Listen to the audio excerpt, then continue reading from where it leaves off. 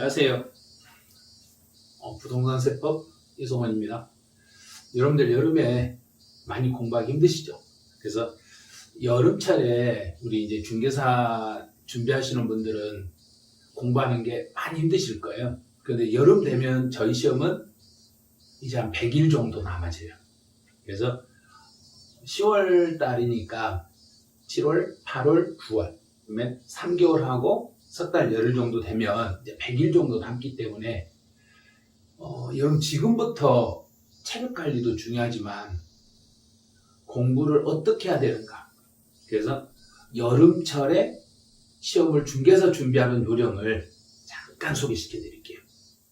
날씨가 더운 날 공부할 때 제일 좋은 방법은, 가장 좋은 방법은요, 본인만의 공부 스타일을 만드셔야 돼요. 그래서 저는 예전에 이제 다른 공부를 할 때 여름철에는 어떤 식으로 공부를 했냐면, 제가 새벽 한 5시쯤에 일어나가지고 아침 8시까지 5시, 6시, 7시, 8시 한 4시간 동안이죠. 이 4시간 동안 집중을 하는 거예요. 그래서 다른 공부를 하는 학생들이 나하고 내 옆으로 오기 전에 내가 그날 할 수 있는 모든 공부를 먼저 맞춰버리는 거예요. 그래서 새벽 시간 5시부터 시작해서 8시까지 새벽 3시간에서 4시간 정도를 활용을 해가지고 집중적으로 오늘 해야 될 부분을 파고들었던 거예요. 그러고 나서 그 오늘 할 분량을 어느 정도 내가 공부를 해보고, 그리고 부족한 부분, 내가 잘 이해가 안 됐던 부분에 대해서 체크를 또 하는 거예요. 그 교재 목차에다가 체크를 해가지고 그 부분을 이제 오전 10시, 11시 되면은 많이 나른해지거든요. 나른해질 때 그때 그 부분에 대해서만 간략하게 다시 한번 교재를 이렇게 쭉 읽어보면서 정리를 했었거든요. 근데 지금은 이제 동영상이 아주 잘 돼 있기 때문에 먼저 이제 그 새벽 시간 활용을 해가지고 내가 공부를 하시고, 그 부분, 부족했던 부분에 대해서는 짤강으로 내가 이해 안 됐던 그 부분, 이게 전체 강의를 다 듣는 것이 아니라 딱 그 파트별로 그 부분만 동영상으로 한번 가볍게 들어보시는 거예요. 너무 동영상을 의지하지 마시고 그 내가 필요한 그 부분에 대해서만 동영상을 다시 한번 들으시면서, 내가 책을 읽는 것보다는 선생님들이 설명하는 그 부분을 복습용으로 한 번 더 보시는 게, 그게 아마 도움이 되실 거예요.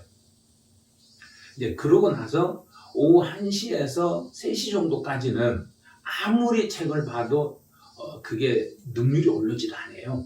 그래서 너무 날씨가 더워버리면은 그 시간에는 잠깐 쉬는 게 좋아요. 그래서 많이 이제 새벽에 빨리 일어나신 분들은 힘드시잖아요. 힘드시니까 한 2시간 정도 잠깐 수면을 취하거나, 그런데 2시간 수면을 취하는데 푹 자버리시면 안 돼요. 오후까지 늦게까지 5시, 6시까지 자버리시면 안 되고, 한 2시간 정도만 일단 잠깐 이제 눈을 붙였다가, 그러고 나면 한 3시 넘어가면 이제 다시 기운이 돌아오실 거예요. 그래서 한 3시부터 5시 정도까지 한 2시간 정도만 더 그날 오전에 했던 것, 오후에 내가 이해가 안 돼가지고 동영상으로 수강을 했던 부분들, 그 부분을 다시 한번 이제 스스로 읽어보시는 거예요. 스스로 한번 쭉 읽어보시는 게, 그게 아마 학습 효과가 좋으실 거예요. 이제 날씨가 더운 것만이 문제가 아니고, 이제 7월 달쯤 되면은 장마철이 돌아올 거예요. 그래서 아마 이번 연도 장마는 좀 길게 간다는 이야기가 있기 때문에, 장마철에는 아마 공부를 하실 때 엄청 막 찝찝하실 거예요. 특히 학원에 나오신 분들은 학원 오면서 가면서 막 비를 맞고 뭐 몸이 빗물에 젖고 막 이럴 때가 있을 거예요. 그래서 조금 더 비를 피할 수 있는 방법을 터득을 해 주셔야 돼요. 그래서 비를 피할 수 있는 방법은 뭐냐면, 방법이 있어요. 왜? 비옷을 입는 거예요. 비옷 입고 우산 쓰고. 그 좋은 방법이에요. 그리고 또 신발보다는 장화를 신고 다니는 거. 그런 분 진짜 많거든요. 학원에서 강의할 때 보면 어떤 분은 장화를 신고 오시는 거예요. 그래서 왜 저랬지? 보니까 비가 오는 거예요. 그리고 여분에 그냥 가벼운 신발을 학원 사물함에다 넣어놓는 거예요. 그래서 학원에 와서는 그 신발로 갈아 신으시고. 그래서 너무 그 축축한 상태에서 책을 보시는 것보다는 조금 예를 들어서 그 양말이 젖었다. 그러면 가방에다 여분의 양말 하나 더 담고 다니시거나, 안 그러면 그냥 실내화만 신어도 되시니까 이제 그렇게 해도 되잖아요. 그래서 장마철에는 우리가, 저도 그러거든요. 저도 이제 강의하러 가다 보면 비가 너무나 많이 쏟아지면 그 바지촌 여기서 밑에 신발에서부터 거의 무릎까지가 비에 젖어버려요. 그런데 이제 강의하다 보면 한 30분 정도 하다 보면 또 언제 그랬냐 하고 또 다 말라 있어요. 강의할 때 처음에는 한 발 한 발 딛기가 참 불편하거든요. 그런데 어느 정도 되면 그걸 못 느껴요. 그래서 너무 좀 습기가 많다 보니까 약간 짜증도 나고 그러실 거예요. 그래서 짜증이 나더라도 그냥 남들도, 나도 그렇지만 옆에 분도 똑같을 거다 생각하시고, 공공도서관에 가서 공부를 하시거나 학원에 가서 공부를 하시거나 집에서 공부하실 때, 특히 장마철이면 그냥 나만 힘든 게 아니라 모두가 힘들다는 생각을 해가지고 그냥 편안하게, 그래 안 되면 공부하다 힘들면 이제 다 이렇게 비 오는 것도 한번 구경해보시고, 저 빗물 수만큼 내가 점수가 나오면 얼마나 좋을까, 이런 생각도 해보시고, 그냥 한 번씩 밖에 멍하니 쳐다도 한번 봐보시고, 내년 장마철에는 나는 공부하고 있지 않겠지, 내가 중대가서 한번 오픈했겠지, 이런 생각도 한번 해보시고, 그래서 그 생각을 조금만 밝게 해가지고 공부를 하실 수 있도록, 이제 시험이 한 100일 정도밖에 안 남는다는 거 꼭 기억하셔야 돼요. 그걸 기억하시고, 한참 멍하니 있다가도 100일밖에 안 되면 책 봐야지, 얼른 책 봐야지, 이렇게 할 수 있어요. 그렇게 너무 힘들다고만 하지 마시고 그걸 잠깐만 즐겨보시라는 이야기예요. 그 다음 이제 저희가 이제 강의를 할 때 보면 저는 이제 제일 힘들었던 게 뭐냐면, 이번 연도에는 날씨가 그렇게 아직까지 그렇게 막 무덥거나 그렇진 않았거든요. 근데 작년까지는 저희가 2월 말 3월 달 들어오면 강의실에 에어컨을 틀기 시작해요. 그럼 저희 이제 강의할 때 보면 에어컨이 교단 쪽으로 바로 직격탄으로 에어컨 찬바람이 날라와요. 그럼 그 찬바람 때문에 저희가 너무 힘들거든요. 그런데 저희가 힘든 정도가 아니라 강의 듣고 있는, 강의 들으신 분들도 아마 힘들으셨을 거예요. 그래서 어떻게 되면 에어컨 찬바람을 많이 쐬면 머리가 먼저 띵 하실 거예요.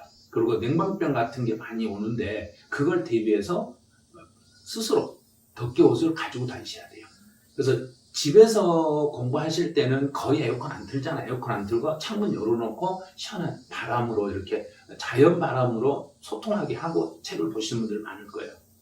근데 학원에서는, 특히 이제 학원이나 공공도서관에 가보면 냉방 시설이 잘 돼가지고 에어컨을 아주 좀 빵빵하게 튼다고 봐야죠. 근데 요즘은 에어컨을 조금 약하게 트는데 예전에는 너무 빵빵히 틀었거든요.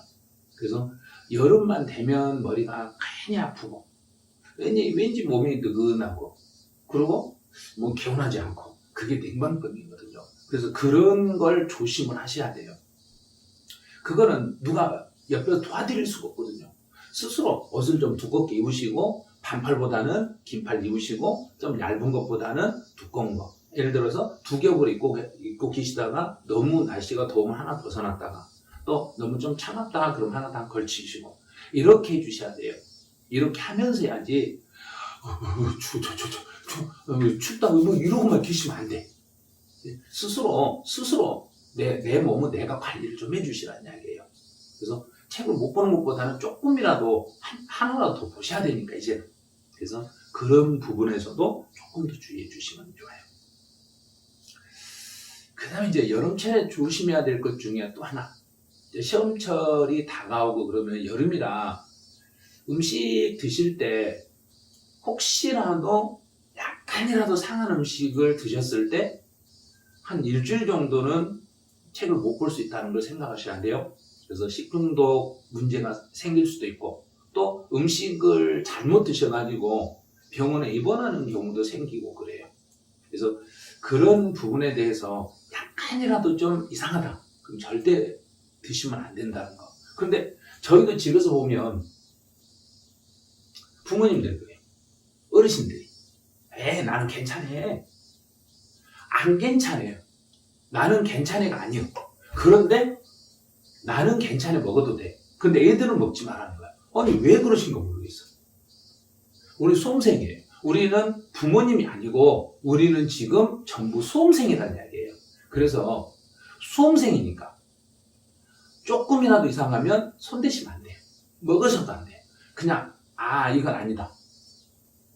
그래서 학원에 도시락을 이제 준비해가지고 오셔가지고 식사하시는 분들이 있거든요.